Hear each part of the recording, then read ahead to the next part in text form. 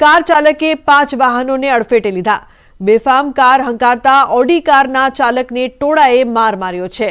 ઉલ્લેખનીય છે કે વધુ એક નબીરાએ અકસ્માત સર્જ્યો છે। 5 વાહનોને અડફેટે લીધા। કાર ચાલકે 5 વાહનોને અડફેટે લેતા લોકોએ કાર ચાલકને માર માર્યો હતો। તો આંબલી બોપલ રોડની આ સમગ્ર ઘટના છે કે જ્યાં અકસ્માત થયો છે।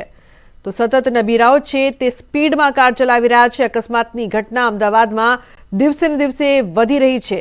ગુસ્સામાં આવેલા ટોળાએ કાર ચાલકને માર માર્યો હતો, જેના દ્રશ્યો પણ અહીં સામે આવી રહ્યા છે। તો આંબલી બોપલ રોડ પર અકસ્માતની ઘટના સામે આવી છે। ઉલ્લેખનીય છે કે બેફામ કાર હંકારતા ઓડી કારના ચાલકને ટોળાએ માર માર્યો છે। તો કોણ કાર હંકારી રહ્યું હતું તે તમામ બાબતે હવે પોલીસ દ્વારા વધુ તપાસ કરવામાં આવશે।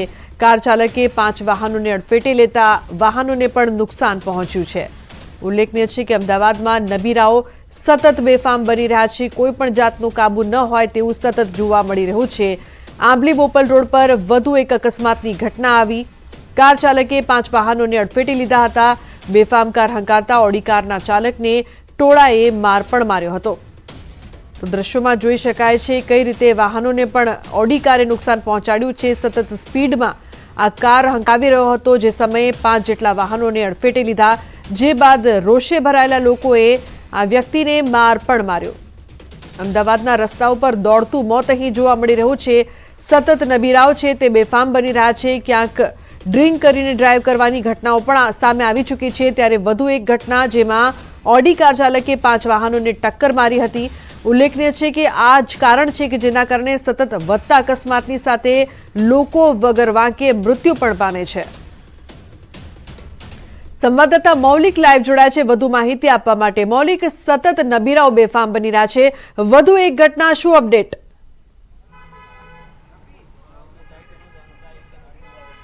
બિલકુલ, તાજેતરમાં જ વાત કરીએ તો એસજી હાઈવે ઉપર એક અકસ્માતની ઘટના બની હતી કે જ્યાં 2 ડોક્ટર સાયકલ ઉપર જતા હતા અને તે દરમિયાન અકસ્માતનો ભોગ બનવું પડ્યું હતું। એક કાર ચાલકે બેફામ રીતે કાર હંકારતા તેમને અકસ્માત કર્યો હતો। ત્યારે વધુ એક ઘટના બોપલ આંબલી રોડ ઉપરની જે ઓડી કાર ચાલક છે તેને અત્યારે હાલ પોલીસ સ્ટેશન લઈ જવાયો છે। પોલીસની હાજરી જોવા મળી રહી છે।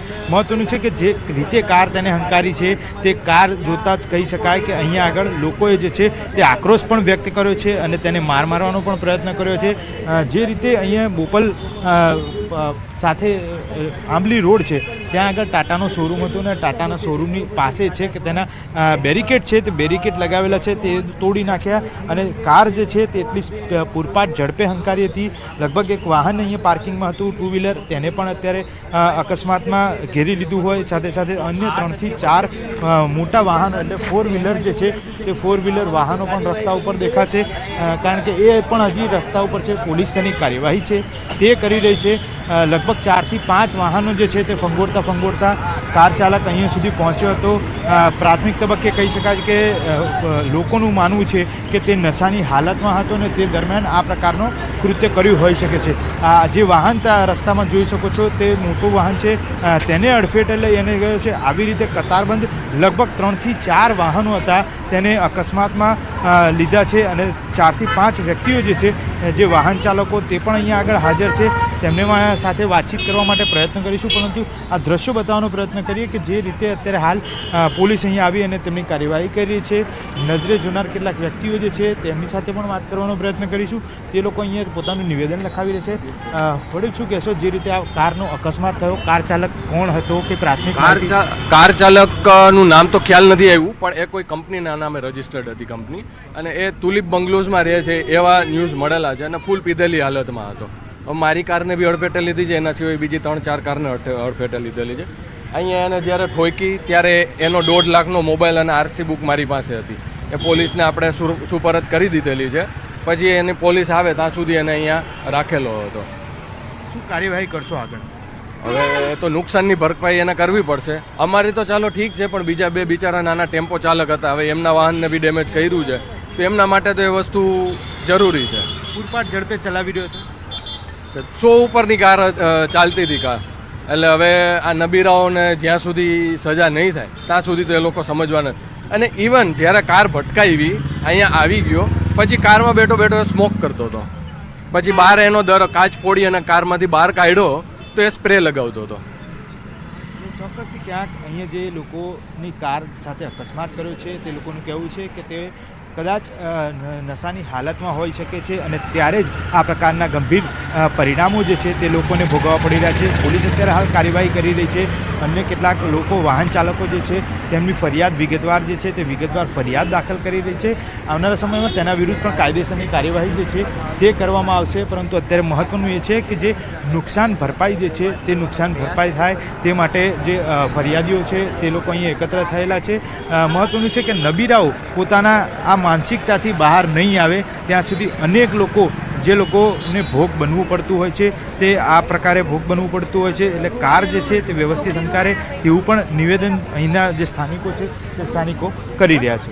બિલકુલ મૌલિક, જે પ્રકારથી દિવસનો સમય છે અને દિવસના સમયે આવી રીતે બેફામ કાર ચલાવવામાં આવી રહી છે, આ તો ઠીક છે કે ત્યાં કોઈ વ્યક્તિ હાજર ન હતું, નહીતર મોટી જાનહાનિ પણ સર્જાઈ શકતી હતી. ચોક્કસથી જાનહાનિનો મોટો સવાલ અહીંયા એ જ ઊભો થાય છે કે જે રીતે તાજેતરમાં બનાવ બન્યો હતો, તો આંબલી બોપલ રોડ પર અકસ્માતની આજે ઘટના સામે આવી છે. તેમાં જે પ્રત્યક્ષદર્શીઓ છે તેમનું કહેવું છે કે જે કાર ચલાવી રહ્યો હતો તે નશામાં હતો જ્યારે એણે એક્સિડન્ટ સર્જ્યું. જી મૌલિક.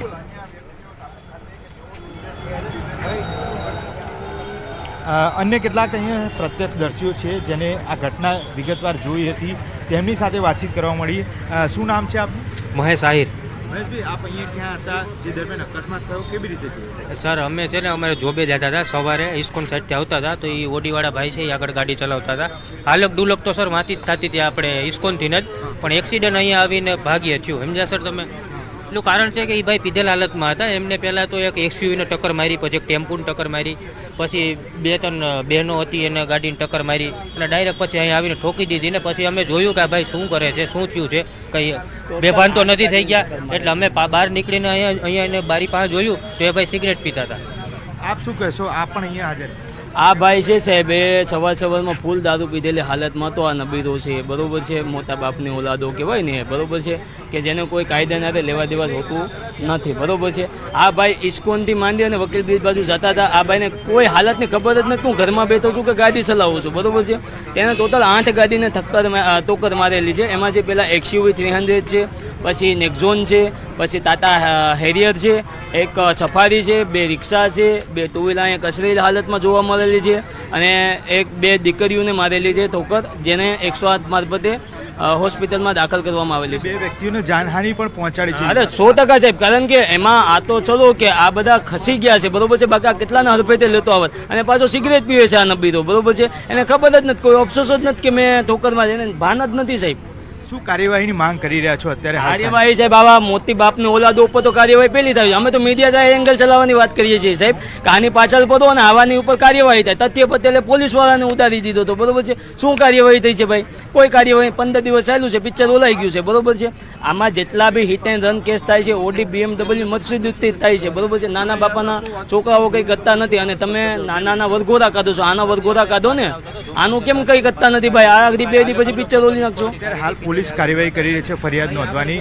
આરોપીને પોલીસ સ્ટેશન લઈ જવાયો છે, આપના દ્વારા સોંપવામાં આવ્યો છે. અહીંયાથી એને મેથી પાક પર ચકાવવામાં ના સર, એવું કારણ કે એ નશાની હાલતમાં હતો, બરોબર છે. એટલા માટે પબ્લિક કાયદો હાથમાં, અમે કાયદો હાથમાં લેવા માંગતા નથી, બરોબર છે. કાયદો કાયદાનું કામ કરે છે, બરોબર છે. પણ સરકારના હાથ મોડા હોય તો કાયદો છે એ નબળો પડી જાય અને બહાર નીકળી જાય છે, બરોબર છે. હવે જે માણસ છે એને હાલત જ એની ખબર ને તેને તમે મારીને શું કરવાના, બરોબર છે.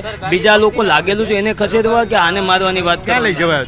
એને લઈ ગયા છે બોપલ પોલીસ સ્ટેશન અને ત્યાંથી 108 મારફતે એનું કદાચ ને મેડિકલ ચેકઅપ કરવા માટે લઈ ગયા છે, બરોબર છે. બિલકુલ, જે રીતે અત્યારે હાલ દ્રશ્યો બતાવો, ફરી એક વખત માંગીશ કે જે રીતે કારની પરિસ્થિતિ જે છે તે પરિસ્થિતિ જોતા જ કહી શકાય કે લોકોએ તેની સાથે આક્રોશ વ્યક્ત કર્યો છે, કારણ કે તે નશાની હાલતમાં હતો.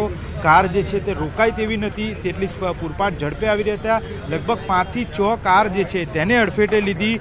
જે રીતે મોંઘીદાટ કાર છે અને ત્યારબાદ તે નશાની હાલતમાં હતો અને તેને જોતા લગભગ 6 થી 8 વાહનો જે છે તેને અડફેટમાં લીધા હતા. એટલે લોકોનો સ્વાભાવિક રીતે આક્રોશ હોય કે આ પ્રકારના વ્યક્તિઓ જ્યારે કાર હંકારતા હોય છે ત્યારે તેમને સ્વાભાવિક રીતે અન્ય લોકોની જોખમાય નહીં જિંદગી, તે પ્રકારે કાર હંકારવી જોઈએ તેવું પણ લોકો માંગી રહ્યા છે અને સાથે સાથે તેના વિરુદ્ધ કડકમાં કડક કાર્યવાહી થાય તેવું